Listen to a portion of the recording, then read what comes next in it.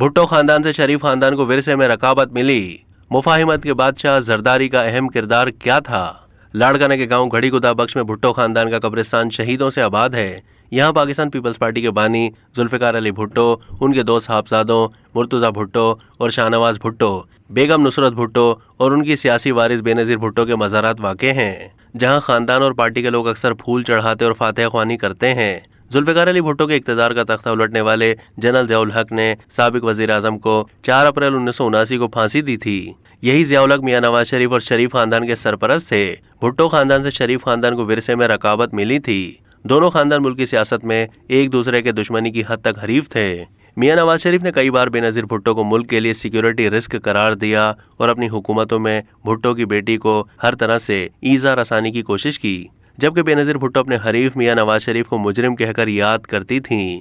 लेकिन फिर जनरल परवेज़ मुशर्रफ की हुकूमत ने दोनों सियासतदानों को एक कर दिया। दोनों अपने मुश्तरक हरीफ परवेज़ मुशर्रफ के खिलाफ एक हो गए।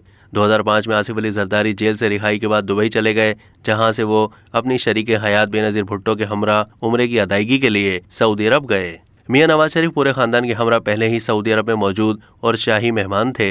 मुफाहिमत के बादशाह के लक़ब से मशहूर आसिफ अली जरदारी अपनी अहलिया बेनज़ीर भुट्टो के हमरा मियां नवाज शरीफ से मुलाकात के लिए उनके महल सरवर पैलेस पहुंच गए और नवाज शरीफ के वालिद मियां शरीफ के इंतकाल पर ताज़ियत की।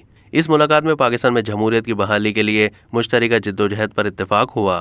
राब्तों का सिलसिला आगे बढ़ता गया। सदर परवेज़ मुशर्रफ की शक्ल में दोनों का हरीफ एक था। दुश्मन का दुश्मन दोस्त होता है, फार्मूले पर अमल किया गया। दोनों जमातों में 14 मई 2006 को लंदन में मुआहदा हुआ, जिसे मीसाक लंदन का नाम दिया गया। इस 36 नुकाती मुआहदे पर बेनज़ीर भुट्टो और मियां नवाज शरीफ ने दस्तखत किए। इसे चार्टर ऑफ डेमोक्रेसी यानी मीसाक जमहूरियत भी कहा गया है।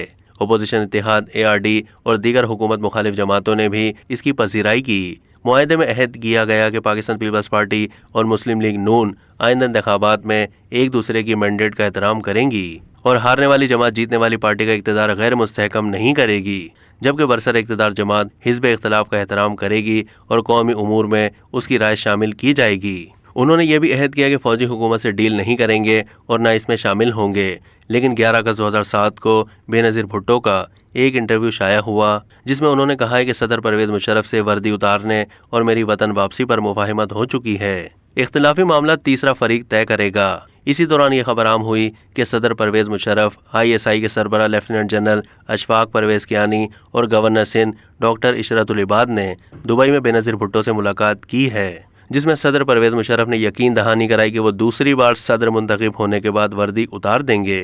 पीपल्स पार्टी की क़यादत ने मीसाक जमहूरियत एक तरफ रखते हुए सदर जनरल परवेज़ मुशर्रफ की फ़ौजी हुकूमत से डील की। सदर ने 5 अक्टूबर 2007 को कौमी मुफाहिमती ऑर्डिनेंस यानी NRO जारी किया, जिसके तहत 1 जनवरी 1986 से 12 अक्टूबर 1999 के दरमियान सियासतदानों और ब्यूरोक्रेट्स के खिलाफ करप्शन समेत कायम किए गए सारे मुकदमात ख़त्म कर दिए गए और हुकूमत ने सियासतदानों के खिलाफ अंदरूने और बैरून मुल्क बनाए गए तमाम मुकदमात ख़त्म करने का ऐलान किया।